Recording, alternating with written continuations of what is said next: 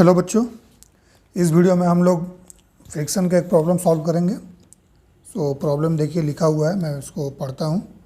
A block of mass m1 10 kg is placed on a slab of mass m2 30 kg।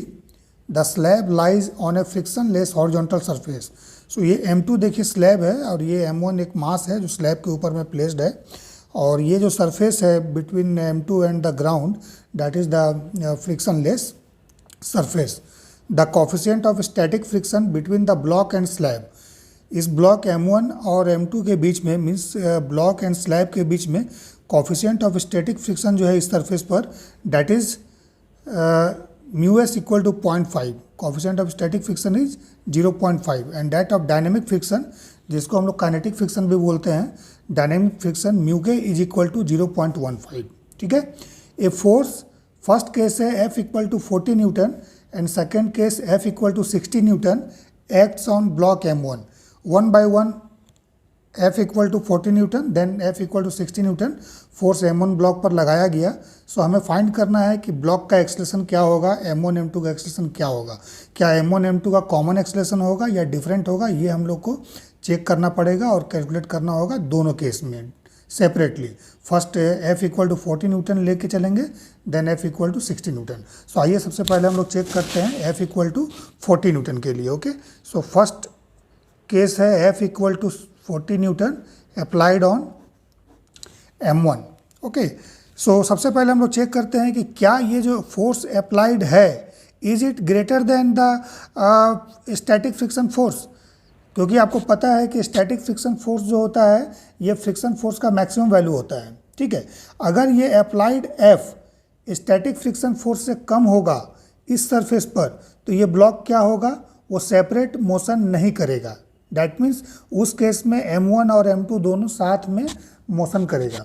और अगर ये F applied इस surface और इस सरफेस के बीच में मीन्स इस पर जो स्टैटिक फ्रिक्शन फोर्स लग रहा है उससे अगर ज़्यादा हो गया ये F, तो ये M1 क्या होगा, ये M2 के ऊपर स्लाइड करना स्टार्ट कर देगा राइटवर्ड, राइट की तरफ M1 जो है M2 के ऊपर स्लाइड करना स्टार्ट कर देगा। और जब एक बार स्लाइडिंग स्टार्ट हो जाएगा तो उसके बाद जब हम लोग एक्सलेशन कैलकुलेट करेंगे तो उसके लिए हम लोग काइनेटिक फ्रिक्शन लेंगे, क्योंकि स्टैटिक फ्रिक्शन फोर्स का यूज़ तभी तक होगा जब तक मोशन स्टार्ट नहीं हुआ है। एक बार मोशन स्टार्ट हो जाएगा तो उसके बाद हम लोग जो है काइनेटिक फ्रिक्शन लेकर चलेंगे। तो उस केस में हम लोग म्यू के इक्वल टू 0.15 का यूज करेंगे कैलकुलेशन के लिए। तो आइए सबसे पहले चेक करते हैं for surface between M1 and M2।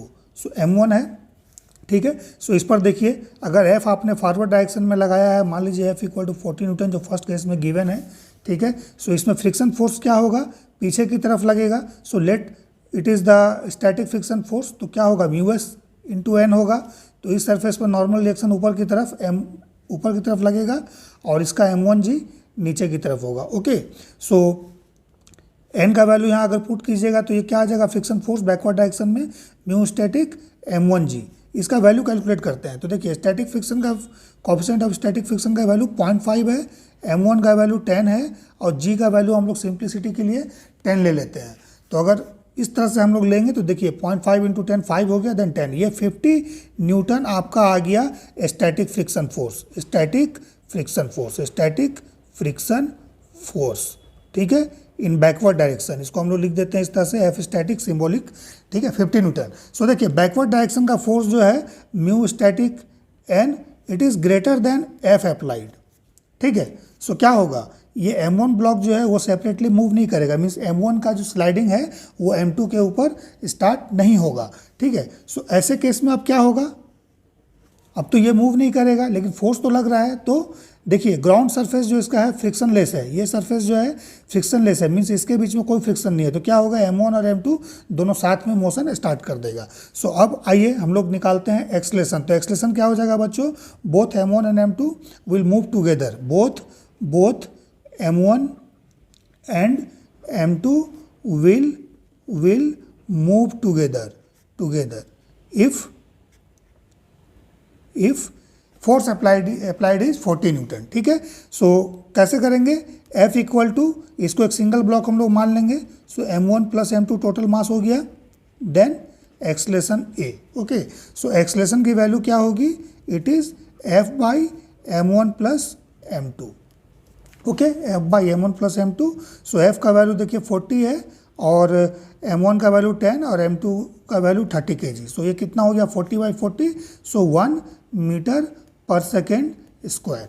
ये एक्सलेशन होगा और दोनों ही ब्लॉक का acceleration 1 metre per second square होगा, चूंकि ये दोनों मोशन एक साथ करेगा, कॉमन होगा, ठीक है। फर्स्ट केस तो ये हो गया।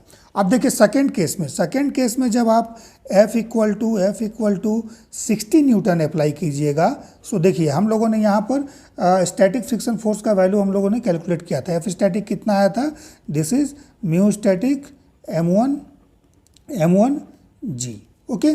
सो ये हम लोगों ने कैलकुलेट किया 0.5 into 10, so it is 50 newton. Now देखिए F applied, F is greater than F static, so क्या होगा, motion will begin, motion of m1 over m2 will start और बिगिन, ठीक है। सो अब दोनों का मोशन जो है सेपरेट होगा। तो सबसे पहले आ जाइए m1 के लिए, this is m1, force F forward direction में है, मोशन एक बार स्टार्ट हो गया तो अब जाके स्टैटिक फ्रिक्शन फोर्स लेने का ज़रूरत नहीं है, क्योंकि अगर लीजिएगा तो गलत हो जाएगा प्रॉब्लम, क्योंकि अब मोशन चल रहा है। तो इस केस में काइनेटिक फ्रिक्शन हम लेंगे। तो काइनेटिक फ्रिक्शन पे आते हैं। सो क्या हो जाएगा, एफ काइनेटिक का value it is mu kinetic then m1 g, okay. Mu kinetic का वैल्यू देख लीजिए कितना है, 0.15, देन m1 10 था और g का वैल्यू भी हम लोग 10 ले लेते हैं। So it is 1.5 and then 10, so it is 15 newton, okay. Kinetic friction force 15 newton आ गया। अब मान लेते हैं इसका एक्सलेशन फॉरवर्ड डायरेक्शन में A1 है, M1 ब्लॉक के लिए A1 है, ठीक है। कैलकुलेशन किया हम लोगों ने काइनेटिक फ्रिक्शन फोर्स का वैल्यू म्यू के m1 g। सो डेटा पुट करने के बाद 50 न्यूटन आ गया। हम लोग मान लेते हैं एक्सलेशन फॉरवर्ड डायरेक्शन में, राइटवर्ड डायरेक्शन, जिस डायरेक्शन में फोर्स लगा रहे हैं m1 का A1 है। सो क्या हो जाएगा, F minus backward force kinetic friction force is equal to m1 A1, okay. So A1 की वैल्यू क्या हो जाएगी, F minus F K by m1, okay. So force कितना अप्लाई किया गया सेकेंड केस में फोर्स हम लोगों ने अप्लाई किया 60 न्यूटन, माइनस काइनेटिक फ्रिक्शन का वैल्यू देखिए 15 न्यूटन है, divide by m1 10, so this is 45/10, so it is 4.5 metre per second square. Means जो ऊपर वाला ब्लॉक है m1 उसका जो एक्सलेशन होगा 4.5 मीटर पर सेकेंड स्क्वायर के एक्सलेशन के साथ वो मोशन स्टार्ट करेगा, ठीक है। सो अब नीचे वाले के ब्लॉक के लिए देखिए। सो नीचे वाले ब्लॉक और ग्राउंड के बीच में तो कोई कोएफिशिएंट ऑफ फ्रिक्शन नहीं है, फ्रिक्शन फोर्स है ही नहीं, ठीक है। सो यहाँ पर कोई फोर्स नहीं लगेगा। So there is only one force which is the friction force between m1 and m2। सो m1 के लिए फ्रिक्शन फोर्स बैकवर्ड था, चूंकि फोर्स इसमें राइटवर्ड है। सो m2 के लिए यही फ्रिक्शन फोर्स क्या हो जाएगा, काइनेटिक फ्रिक्शन, वो राइट डायरेक्शन में हो जाएगा, जो इसको आगे की तरफ लेके जाएगा, ठीक है। सो इट इज़ Fk। सो अब कैसे इसका आप निकालेंगे हम लोग। सो देख लीजिए Fk equal to m2 A2, मान लेते हैं इसका एक्सलेशन A2 है, ठीक है, A2 है। सो A2 का वैल्यू क्या हो जाएगा, A2 equal to Fk by m2, okay, Fk by m2।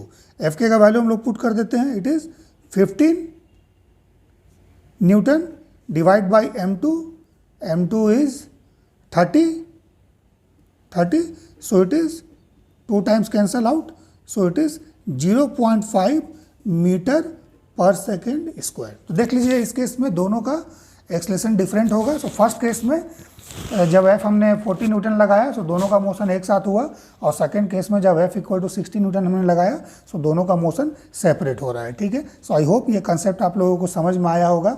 सो अगर आप लोगों को वीडियो पसंद आता है तो वीडियो को जरूर लाइक कीजिए, दोस्तों में शेयर कीजिए, और अगर चैनल पर नए हैं तो चैनल को जरूर सब्सक्राइब कीजिए।